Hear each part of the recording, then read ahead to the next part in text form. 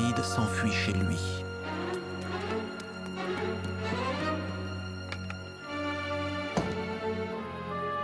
Michal l'avertit, « Si tu ne te sauves pas cette nuit, demain tu seras mort. »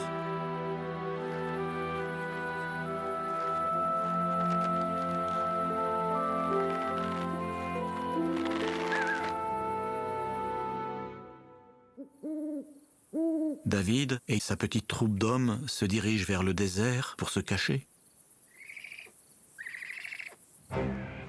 Saül et son armée poursuivent David.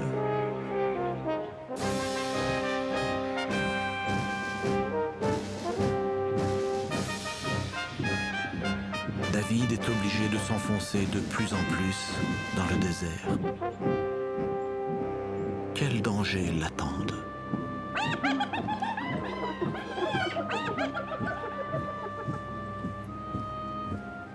Saül cherche David partout, mais il ne le trouve pas.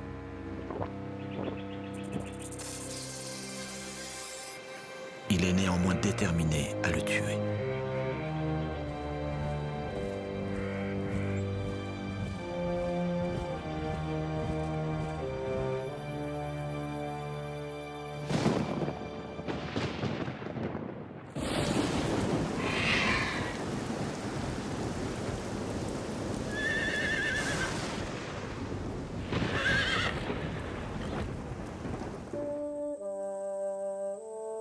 Prenant de grands risques, Jonathan part à la recherche de David.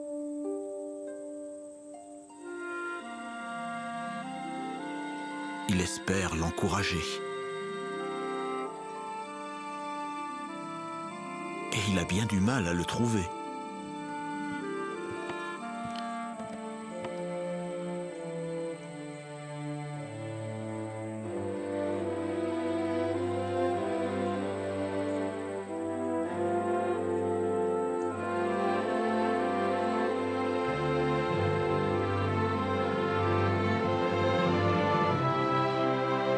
Jonathan affirme à David, « N'aie pas peur, mon père ne te trouvera pas. Tu seras roi sur Israël et je serai le second après toi. » Ils se promettent fidélité, mais c'est leur dernière rencontre.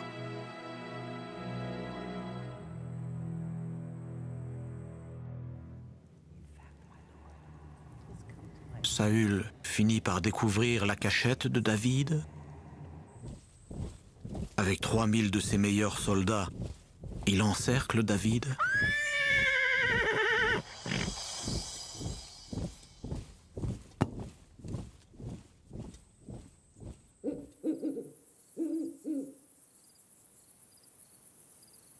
Mais David apprend par ses espions où campe Saül.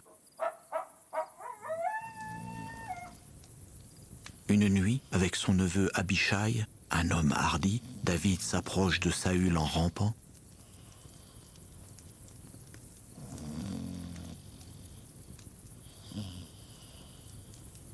Tous les gardes se sont endormis.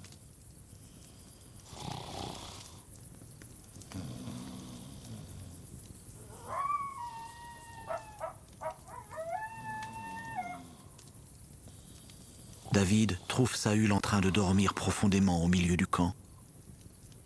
Abishai, qui veut absolument tuer Saül, murmure à David, « Permets-moi, s'il te plaît, de le clouer à terre avec la lance. Une seule fois suffira. » « Non, jamais je ne penserai à faire du mal au roi oint de Jéhovah, lui répond David. « Prenons plutôt sa lance et sa cruche à eau et allons-nous-en. »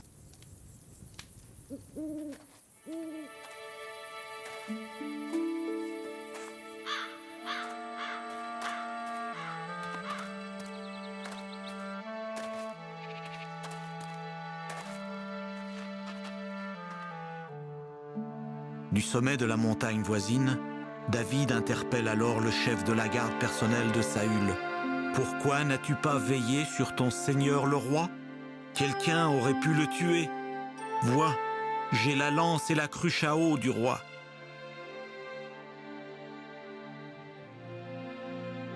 Puis il dit à Saül, « J'aurais pu te tuer, mais je ne l'ai pas fait.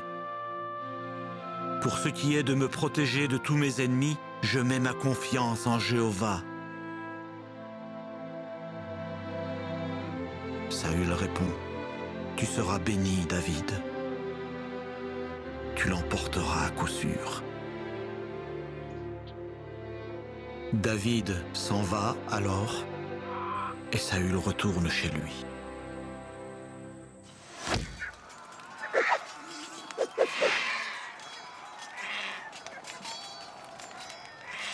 Les Israélites poursuivent la guerre contre les Philistins, mais cette fois, les choses tournent mal. Sur le mont Gilboa, les Philistins encerclent Saül. Ils tuent 3 de ses fils. Parmi eux, il y a Jonathan, l'ami le plus sûr de David. Puis les archers repèrent Saül. Il tombe grièvement blessé. Plutôt que d'être mis à mort par ses ennemis, il se jette sur son épée et se tue. David, qui s'est montré fidèle au roi choisi par Dieu, est si peiné qu'il déchire ses vêtements. Et ses soldats et lui pleurent, se lamentent et jeûnent. David compose également un chant funèbre. « Je suis profondément affligé. Saül et Jonathan sont morts l'un et l'autre. Mon frère Jonathan, tu étais mon ami le plus proche, le plus sûr. »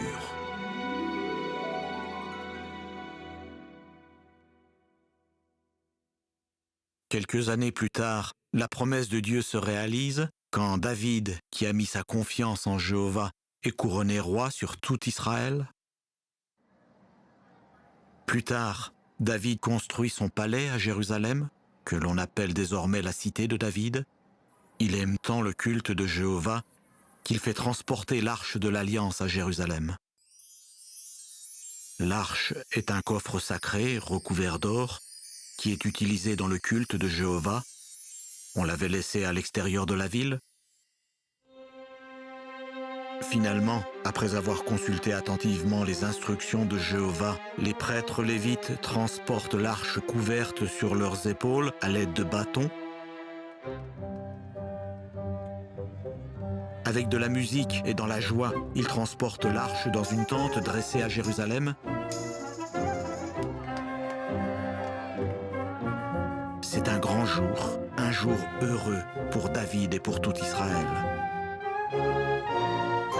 David bondit de joie. Le culte de Jéhovah est mis à la première place.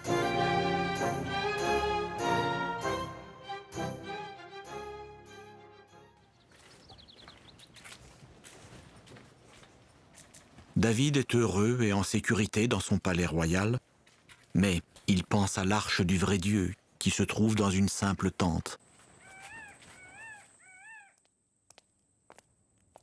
David désire construire un temple magnifique pour Jéhovah. Mais Jéhovah va-t-il le lui permettre? Il envoie le prophète Nathan informer David de sa décision. À David, surpris, Nathan explique que, comme il est un homme de guerre, il ne bâtira pas le temple. Cet honneur sera accordé à un fils qu'il aura plus tard. Évidemment, David est déçu. Jéhovah fait une nouvelle promesse à David. La royauté ne sera pas enlevée à sa famille. Finalement, un de ses descendants régnera à jamais sur toute la terre. Ce sera le meilleur roi que le monde aura jamais connu.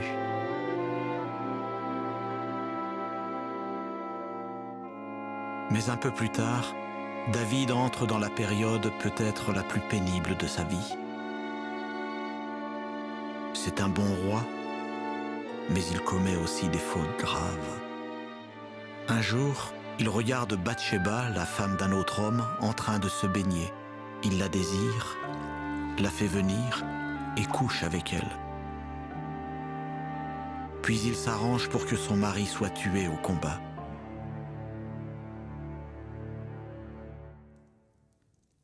Jéhovah envoie Nathan dire à David combien son péché est grave. Toutefois, en raison de la promesse de Dieu relative au royaume, David ne mourra pas, mais Jéhovah le punira sévèrement. David montre qu'il regrette amèrement ce qu'il a fait.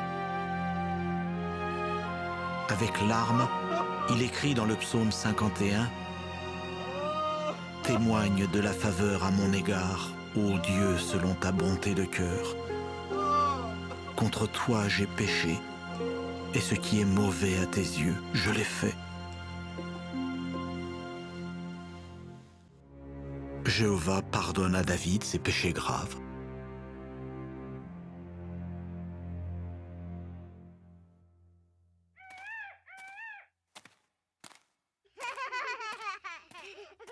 Dans l'ensemble, David se montre un roi bon et fidèle. Son règne apporte la paix et la prospérité au pays d'Israël.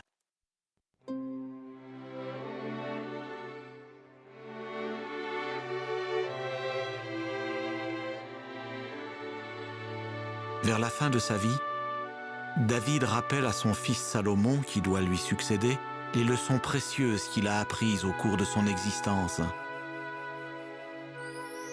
Mets ta confiance en Jéhovah, même quand les difficultés te paraissent insurmontables. Sois fort et mets ta confiance en Jéhovah, même s'il te faut attendre la réalisation de ses promesses.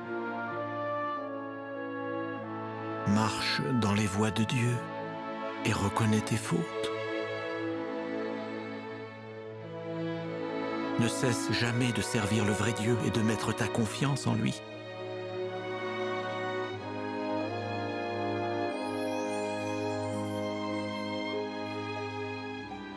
Souviens-toi que le royaume éternel promis par Jéhovah viendra par notre lignée familiale. La promesse de Dieu relative au royaume a commencé à se réaliser quand Salomon a succédé à David. Cette promesse a abouti, beaucoup plus tard, à l'onction de Jésus comme roi.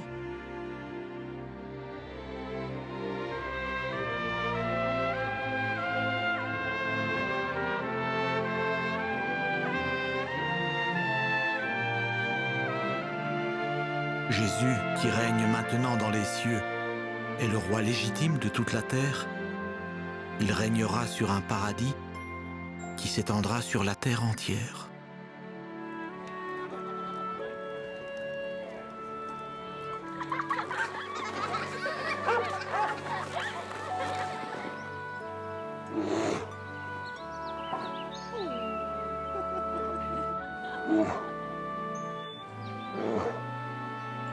Sous le règne de Christ, David et Jonathan seront ressuscités.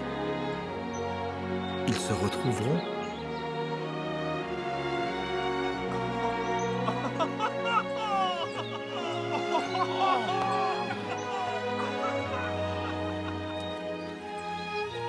Si tu désires être béni comme David, continue de servir Jéhovah fidèlement.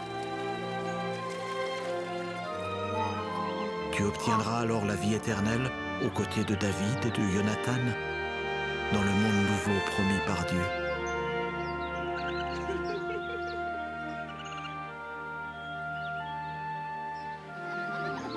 Toi aussi, tu seras récompensé parce que tu auras mis ta confiance en Dieu.